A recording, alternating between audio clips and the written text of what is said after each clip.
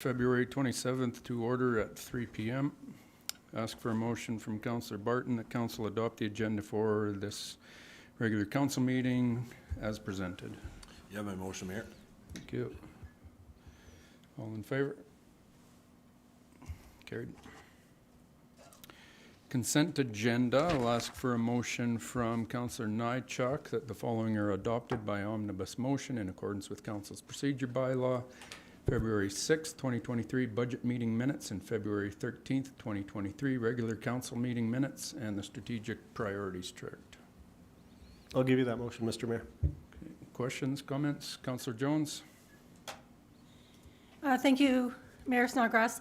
On our regular council minutes, February 13th, 2023, I have a point of clarification, I guess, under 4.2, Mayor Snodgrass advised, and it states in there that you had said to soften the tax increase, council decided to use half of the tax stabilization fund now, which I know is either misworded but not what you meant, or...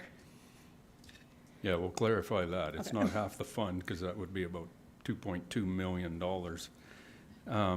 So it was, the overall tax increase was $640,000-ish, right? We're using the tax stabilization to fund half of the actual tax increase that's required. We're not using half the whole fund. So if we can get that clarified. Kieran, thank you. Friendly amendment to that, Councillor Nychuk. Yeah, I'll give you that friendly amendment, Mr. Mayor. Thank you. Thanks for seeing that, Jenny. No other comments? All in favor? Carried. Any public comments regarding agenda items? I will mention one thing. Kelly's Coffee with Council. Next one is March 6th at 10 a.m. at Shepherd Family Park, correct? Correct. Right. So be there. 10 a.m. John Blake and Jerry Coquell will be in attendance. Any other public comments before the meeting starts? See none.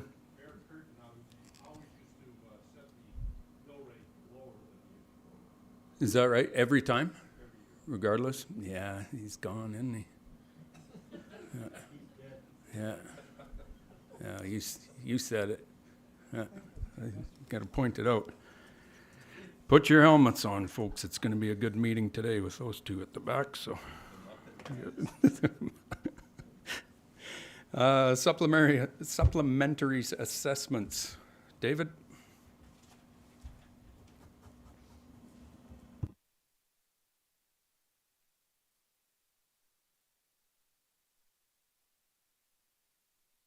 Law 4610-2023, the 2023 Supplementary Assessment Bylaw. This is an annual bylaw that is passed to authorize the town to prepare supplementary assessments for the purpose of imposing a tax under Part 10 of the Municipal Government Act for 2023. The context of the bylaw is consistent with Bylaw 4605-2022, the 2022 Supplementary Assessment Bylaw. By passing Bylaw 4610-2023, Bylaw 4605/2022 is repealed. Thank you. Thanks, David.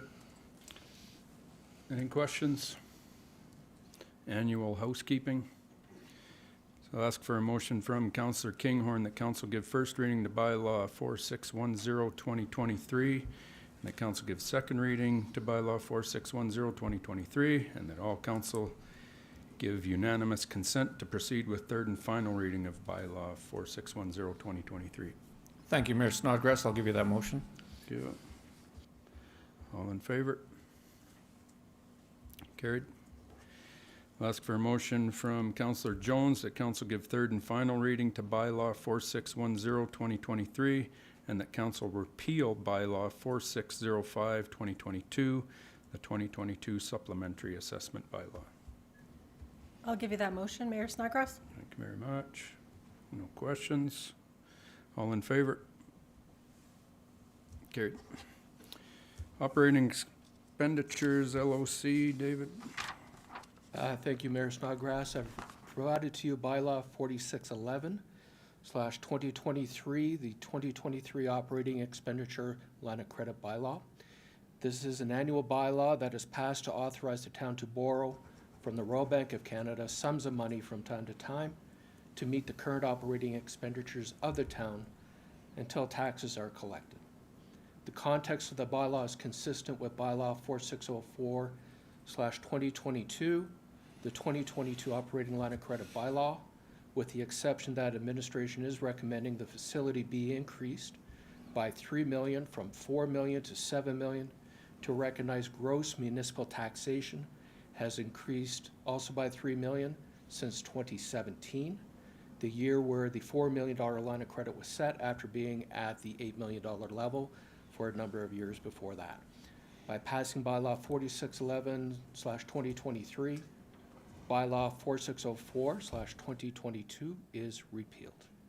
Thank you. Thanks, David. Any questions? Councillor Nychuk? Thanks, Mayor Snodgrass.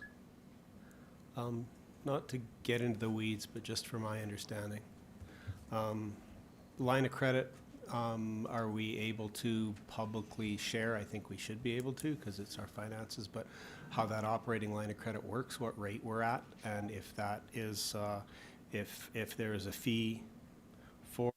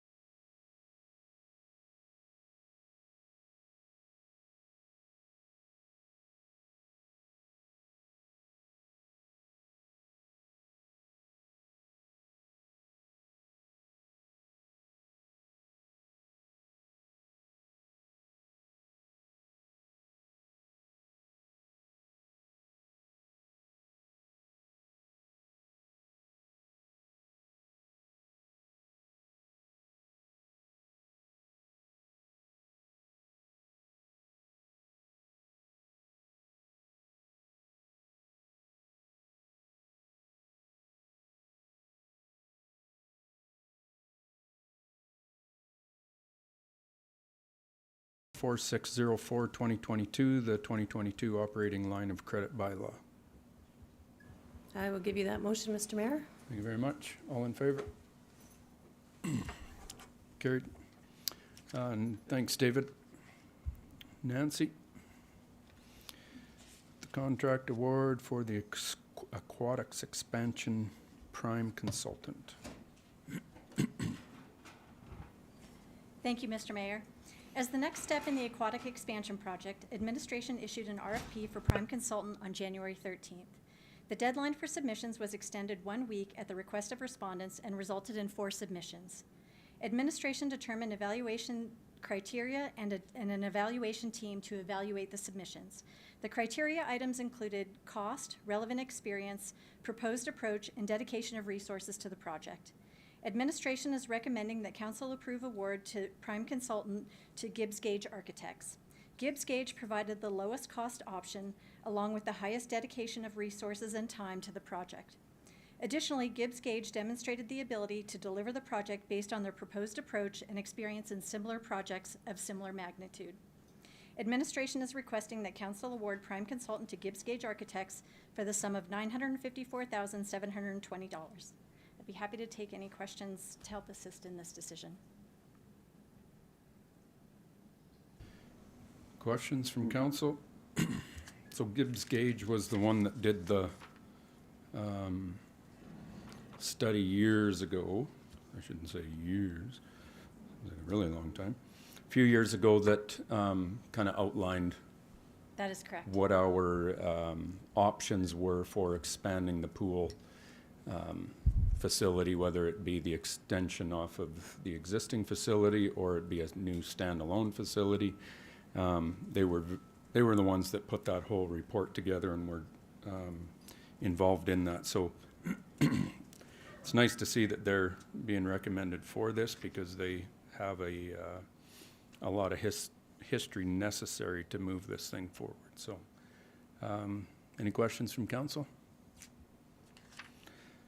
Okay, I'll ask for a motion from Councillor Jones that council authorize the award of prime consultant services to Gibbs Gage Architects for the amount of $954,720, excluding GST, and that council authorize the mayor and CAO to execute the prime consulting contract with Gibbs Gage Architects. I'll give you that motion, Mayor Snodgrass. Thank you. All in favor?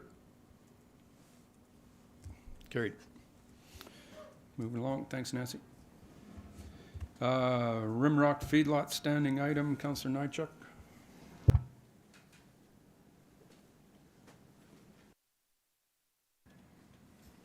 Thanks, Mayor Snodgrass.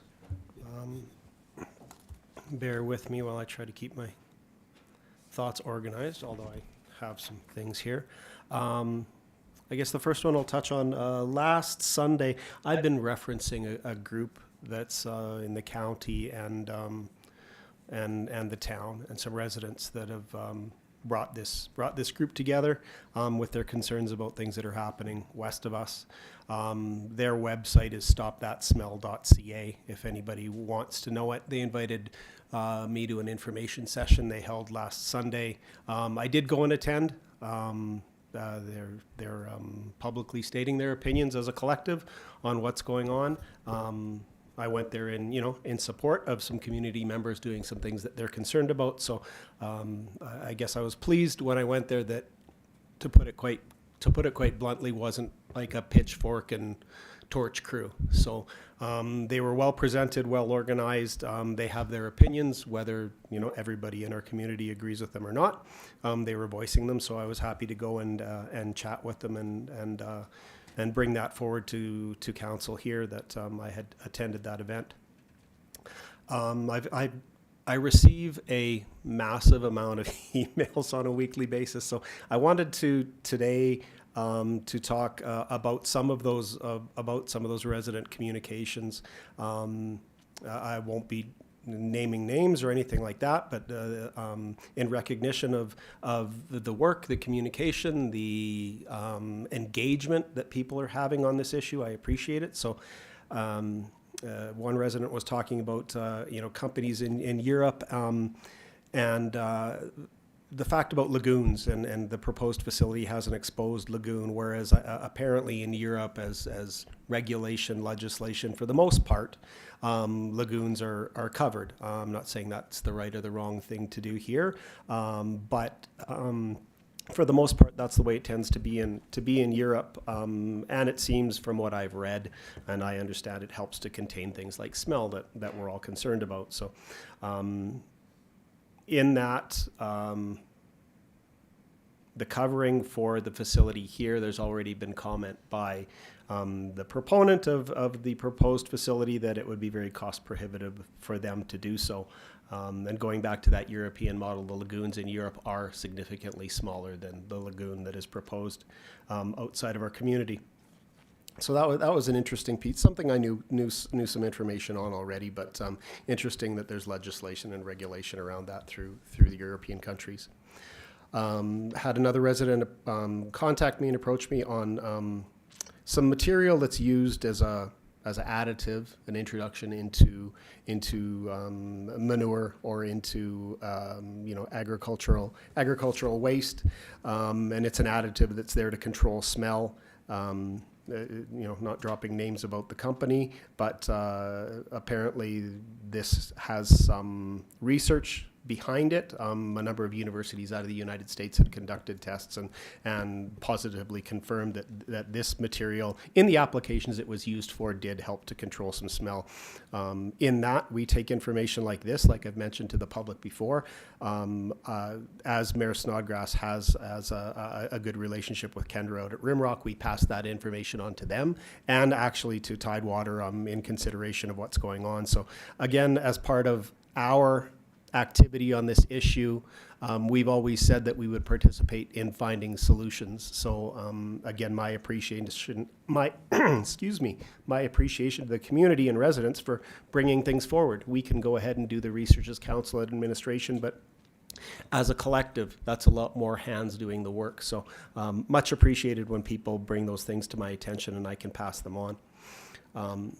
For me, as of late, the last couple of meetings, I've talked about my quest to have Tidewater come and speak with council, not in an open forum in a council meeting like today, but in what we call our committee of the whole, where they're not inundated by the public. There's 7 people that they would sit and talk to, and for our investigative purposes and our understanding to sit with. Again, I haven't been successful in doing that. I'll apologize. I keep trying, but they're apparently very busy. So, and I guess to their perspective, they are inundated with emails from folks like myself or Mayor Snodgrass or members of our community or members of the county. So yeah, I think they're dealing with a lot of questions. Nonetheless, I would like that opportunity for them to come and speak with us. Because we are part of what's happening. In that, I guess I can reference something that I pulled out of part of the application to AEP, and they talked about odor complaints. If they were, open and operated, got approved, that they would say their odor complaint receiving process will be refined in consultation with Foothills County, AEPA, and the NRCB as appropriate. So that one kind of touched a nerve for me because we're in such close proximity. I know the facility is going to be in Foothills County if it's approved and built. But we also are a very closely neighboring community, and lots of the complaints around odor right now with the feedlot, not speaking about odors that may or may not be present from the biodigester, but I would hope that the company would see fit to include us in those conversations so that we could be at the table, because the situation already affects us. So if something was to come as a result of the construction of the biodigester, I would hope we would be there. So going from that point to what our next steps are, as the application with AEP is still in process. There's no definitive date of their decision, but we at Committee of the Whole today as council talked about what our next steps would be. That next step would be applying as intervenor status on the approval of the biodigester. And really, to paraphrase what the conversation happened with council at Committee of the Whole was, as an intervenor status, we want to be recognized as a municipality that may or may not be affected by this, and we want to have a voice at the table. There's positives and there's negatives to this. I see both sides. Me personally, I'm still not willing to risk the outcome of a built facility, but I'm also willing to listen and participate in how it might go forward and how we might deal with issues if they're present after it is built. So that's the biggest step that we've taken right now as of earlier today when we discussed in Committee of the Whole that we would take on that intervenor status. Exactly what that means and when that will happen, we'll bring that forward at these council updates when I come through. So I guess I want to speak a bit more if I can, Mr. Mayor, if I can take some more time. With everything that we've been doing and looking at, something that's really jumping out at me is just the mental health aspect. And I have mentioned this in conversations before, but that's significantly the biggest piece that's starting to concern me. There's environmental conditions and there's health conditions that may or may not come to fruition or be apparent from this. But clearly the mental health side is greatly affecting residents. I know in my own household, my wife gets very challenged by it. Now is it an extreme severe case? No, but it weighs on her pretty heavy sometimes, and being her husband, I kind of hear the brunt of it. So that's okay. That's what we're supposed to do with our partners. But that probably resonates through the whole community that we all have that. So actively in conversation now and going forward. The provincial government and everybody involved needs to know that that's a significant piece to this. There are those environmental pieces, and there are all those the health pieces and whatnot. But that one is really starting to come to light just in conversations, how it's affecting people mentally. That's my presentation for today, or my update for today. Thank you for the time, Mr. Mayor. Thanks, Michael. Any questions, Council, for Michael? So I'll give you my little bit of involvement with this too recently. So in the committee of the whole, yes, Council agreed to the intervenor status, and that's important regardless of what side you choose on this thing, because if it is approved and if it is appealed, which we're pretty sure it's going to be appealed by somebody, regardless of whether you're for or against it, we want to be at the table and have some kind of voice at the table, and hopefully we will be granted intervenor status if we get there. And that's not only, if we choose to not want the project, but if it's good, we want to make sure that we're at the table to ensure the design, the operation, the maintenance, and everything else of the facility is handled professionally and properly. Because that's where these things seem to really go bad, is if they're not maintained and operated properly. So my mind is still wide open. I'm listening to both sides. I get it. I'm a little bit different than Michael in where I'm looking at this from a town of High River standpoint, is the fact that this biodigester is the only solution on the table right now to deal with our existing problem. And you can dispute what Tidewater says, and I get it. I'm nervous about it as well and would like some proof. I don't know we will ever get that kind of proof. But if there's anything this thing can do to help our existing problem, I'm wide open to hearing more about it. I completely understand the concerns that these liquid digestate ponds are not handled properly and they begin to smell and add to it. I know myself and Reeve Miller from the county have made it very, very clear to Tidewater and to Rimrock that if that was ever to happen, all hell would break loose. And we cannot have that happen. I just don't see, there are no other solutions to dealing with feedlot smell at the table at this time anywhere in North America. So to think that if we get the biodigester shut down, the feedlot smell today remains. That's the only guarantee at the table. So those that say, and one lady that I spoke to that's on the against side, which is fine, she said, well, we're just going to shut the feedlot down after this. And I'm like, no, you're going to have a harder time shutting the feedlot down than you would the biodigester. Guaranteed that, because the feedlot is completely regulated. Now, that's the other problem with this whole thing that's come to light that we all know about, is the fact that these biodigesters are being regulated as an agricultural project. They are not that. This needs to go under Alberta Energy and be regulated through that, because the primary reason it exists is to produce renewable natural gas. So that needs to change. I reached out to the Premier. She put me over to RJ Sigurdsson. RJ and I had a long conversation, and I told him that we absolutely want to be at the table if this thing goes through, that the town of High River wants to be at the table for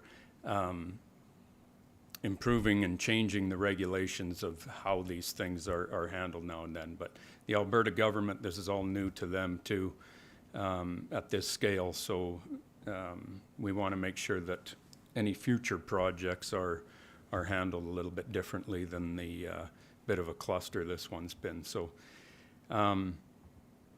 As far as those digestate lagoons, that is a big concern of mine. It was at 9 hectares for the size initially, because of Foothills County, the residents' feedback, and AEP feedback, and feedback from the town of High River. Tidewater has now reduced the size of those ponds by half. Approximately 4.5 hectares is what they are now. I don't know what that looks like. My feedback was, for me, still not good enough. Contain it. If that's the biggest issue we're looking at, you're a big oil and gas company, come up with some way to contain that. I don't care how big it is, whether they'll do that or not, and I could care less how much money it costs them. But if that's our biggest thing that could impact us, I want to see that contained. But whether AEP will force them into that or not. But those are the reasons why we need to be at the table, regardless of where you're at on the project. If it's approved, appealed, I want to be at the table with intervener status so that we can have a voice there. So that's all I got as to where we're at. So we're staying on it. Any questions from council? Good. Thank you very much. We're going to move into a closed meeting, but before we do that, I don't know why it's... Say that again? Mayor? Did I skip a whole bunch, a whole page? I skipped a whole page. Councillor Kinghorn. Thank you, Mayor. So we're going in camera sort of in the middle of the meeting. Is this in relation to the next item on the agenda, or can we move the in-camera to the end of the agenda? We're going to move the in-camera. Something's all wonky here. Me too. I got the Rimrock thing. Oh, I see where we're at. Okay. There we are. Okay. Let's do the board and committee reports first, please. Of course. Karen? So the High River Library reached out and said that we did reappoint Lynn Thornton for a 4th term on October 24th, 2022. Since this reappointment would be her 4th term, as per the Libraries Act, we do need a specific resolution stating that council approves her to be in a 4th term, so longer than 3. And there were no other applicants, so... No. Okay. Thank you very much. Comments from council? Questions? See none, hear none. Ask for a motion from Councillor Kinghorn that the mayor and council approve Lynn Thornton to be appointed for more than 3 consecutive terms. Thank you, Mayor Snodgrass. I'll give you that motion. Thank you. All in favor? Carried. Any public comments now? Yep. Has anyone planned a trip down to the Lethbridge biodigester just to talk to local residents, maybe do a tour? I know this one was bigger, but now you say they can do something, so Yeah. I don't know if that would be beneficial, just to see if there's a huge impact, or whether that's the same company, perhaps they have a system that can be applied. If it's an absolute horror show down there, then no, or maybe there's a way that they really worked it through so the residents can absolutely. Yeah, so good question, Dawn. The only thing right now that has been reduced at the Rimrock facility is the size of the ponds. The facility itself is still the size of the facility, which is significantly, Jenny, you're familiar with the Lethbridge facility, right? Which this one is significantly bigger, of course. Is that right? And are you talking about the one just outside of? Like outside of Lethbridge? I'm not sure which one, I just read there's one down there. There. It was on. There is one just outside of Lethbridge, just on the county side. It is smaller and it is fully contained. I grew up over there and my mother lives there, and there is no issue with smell, but they do not have a pond. But the biodigester itself, there's no issues with. I've driven by there. I've been there numerous times in the area with no smell to speak of. Okay, so the ponds are gonna be the issue with smell. We don't know that. So there's a couple of things. So just for the live stream, because Don wasn't on the mic, the question is how does this facility compare to the one that's down in Lethbridge? So anybody else that has a comment, just come right up. Any of these mics, please come up, because with the live streaming, we have to have you on the mic or nobody can hear you on the live stream. So we can, I'll turn your mics on if you want to come up. Who's next? John, Blake, please. Mr. Mayor, 2 comments. Number one, the whole question of H2S doesn't seem to be a major issue. To me, it's the central issue. Nobody's ever said the concentration of the H2S. We all know of many accidents in the oil patch, and even here in Alberta, and the death toll is phenomenal. So, I mean, to me, let's get to the bottom of the H2S issue, and putting it inside 2-layered tents is just not, it's not a solution. And second point, just an observation, Mayor Curtin never lost his way in an agenda. Well, I have. This ain't the first one, Johnny.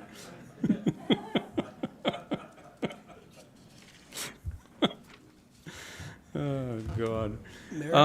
So on the H2S, Michael and I did talk to AEP about that. And, you know, of course, AEP's comment is that, you know, this is the problem.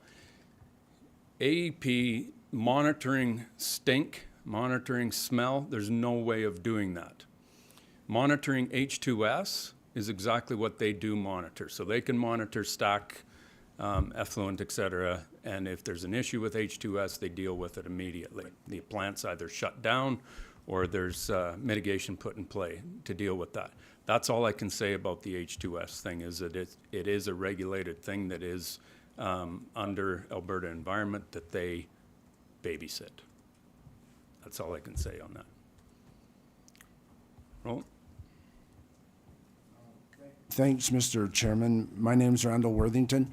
Just on that H2S point, I know this council wasn't present at the council meeting for the MD of, Foothills County, and where one of the representatives from Rimrock actually commented on that H2S, being quite proud that they were venting it out the top of the biodigester into the wind, which caused me a great deal of concern because I live in direct eyesight of that thing.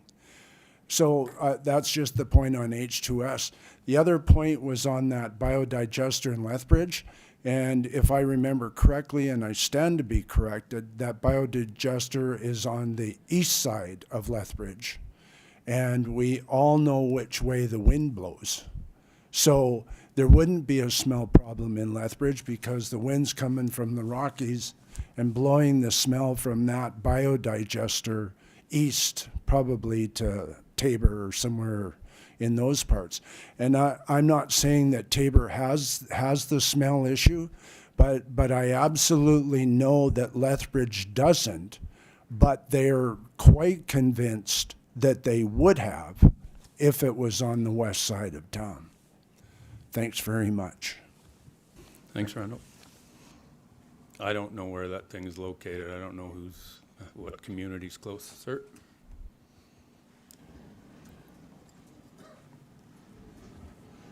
Good afternoon. Brent Schlinker's my name. I was one that sent you the one email regarding a solution to the issue with the smell. I've been associated with the company originally about 30 years ago. It's a product derived from coal. It's a humus-based product. It's been used extensively in the hog industry in the U.S. for about 20-some years, 25 years. We currently under contract with one of the third largest hog producers in the U.S. This product does eliminate ammonia in the barns by 40-some%, which is enormous. Hog operations are much more toxic than cattle. I grew up in a cattle feeding operation myself and had stockyards. I'm very aware of the manure problems and the smell of it. I grew up on the wrong side of a shovel, as I told Mike. But so I guess that's my expertise I'll bring to the table. but I have seen this product work from the inventor. I was very surprised to see this. It's humus that basically will, this biodigester, when I was listening to the meeting that you had online with the all the proposals, I was looking at a few of the holes that I noticed. I'm not a scientist or whatever, but like these other gentlemen were saying, this H2S is going to be created in this project. It's a gas that cannot be vented. It's heavier than air. You're going to have a very, very big issue with that.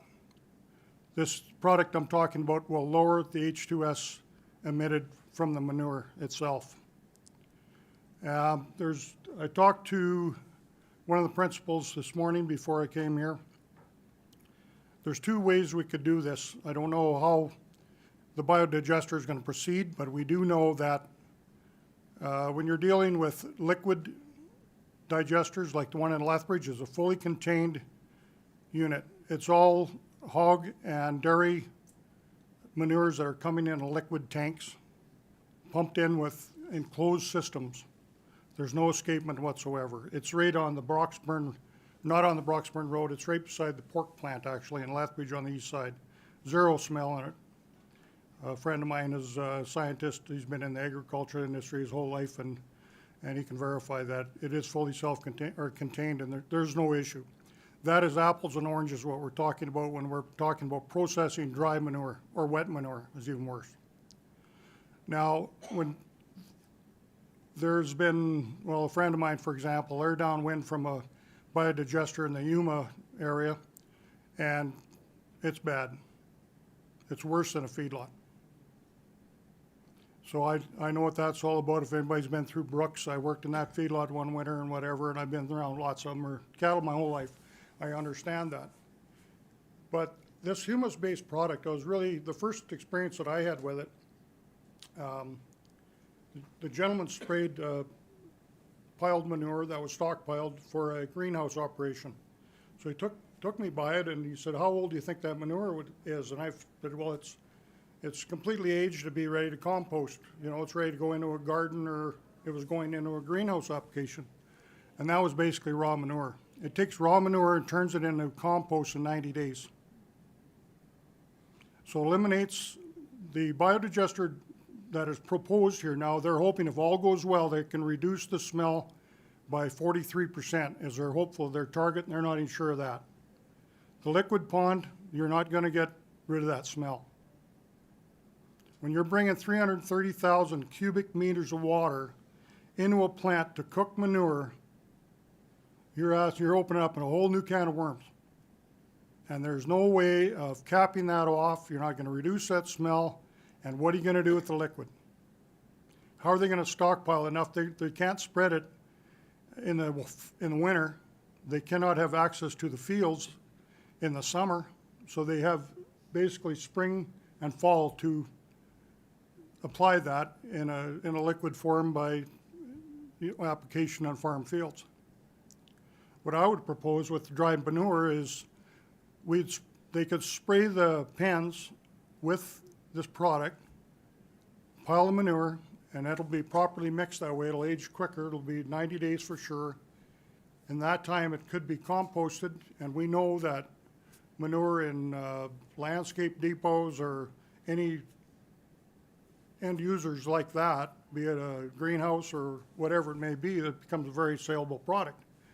And we've calculated the cost of the material alone, just the product would cost under $100,000, about $85,000 in product alone would look after the smell and the processing of that manure. So from that point, it becomes a product where either Rimrock or you have someone else that wanted to get in as a sideline business could screen it and bag it and send it out, and you're close enough to the Calgary area, there'd be lots of uses for it.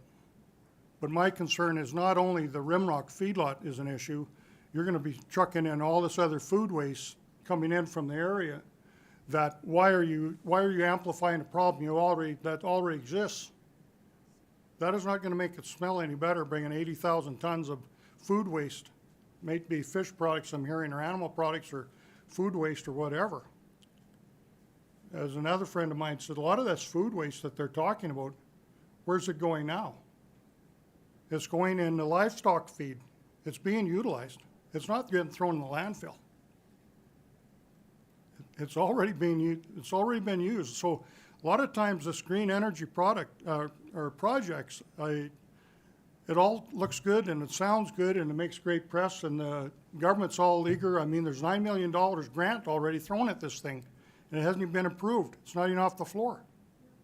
So there's lots of support, but they're not seeing the end game here at all.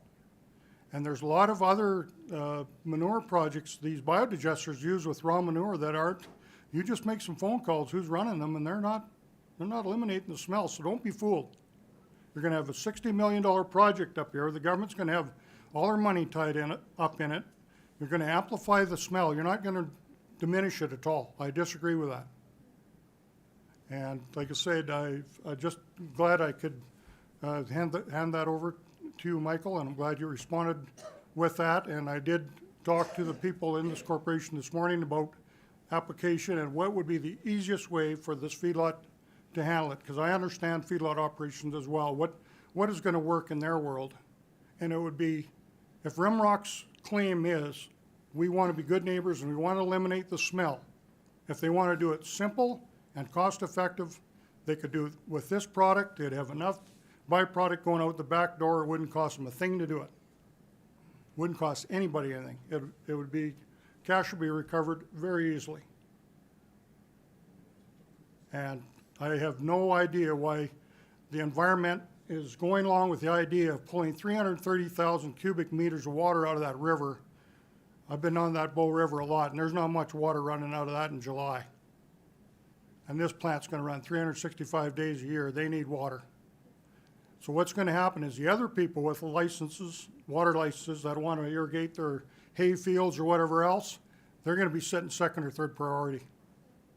They won't be shutting down a $60,000, $70,000 mill, this facility to look after anybody else's water.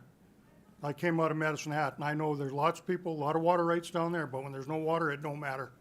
Nobody gets water. So that's my little presentation for today. We can go Yeah, further. thank you. And I guess that's one of the pieces with this whole thing is the unknowns, right? And on both sides, neither of these, whether it be Rimrock, Tidewater, or the opposition to it, it's all unknowns. One says it will smell, the other says no, it won't smell.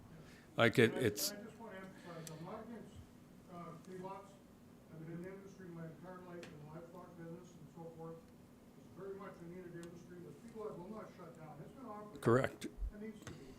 But this is a win-win for everybody, in my opinion. That's all I got to say. Yeah. Yeah, and that's the product you sent to me that I sent on to Tidewater and to Kendra, and they are aware of the product. I don't know at all if that benefits what they're trying to do right now. Sounds like it's two different things, right? So that's a problem. So I get where people are nervous. I'll be honest. At the same time, I'm going, how do we deal with the existing smell problem that we have? That's what I'm trying to figure out, and I don't know. I don't know if this is it. I don't know if there's something else. I don't know. Anyways, where are we? Any other comments? I think we're good. Council correspondence requiring action, Little New York Days. We don't need a motion for it, but administration will, or council can advise administration if they're able to attend the event. Donation request from the Farm Safety Center. Now, Chris, you said that we had done this in the past as a standing item. I don't remember that. I know we've had this request before.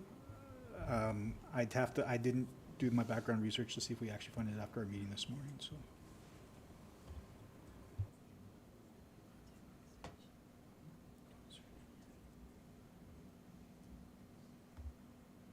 I got a list a mile long going back to 2013, and I've never seen this one come to us, so. Farm Safety Center, where are they located? What do they do? Raymond, Alberta.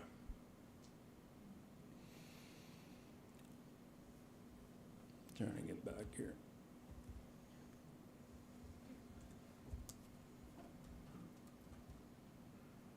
Questions from council? Got anything? What do you want to do?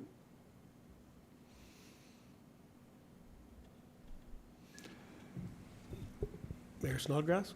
Go ahead. Um, I'm not seeing any I, names or anything. if you want to comment on that last Yep.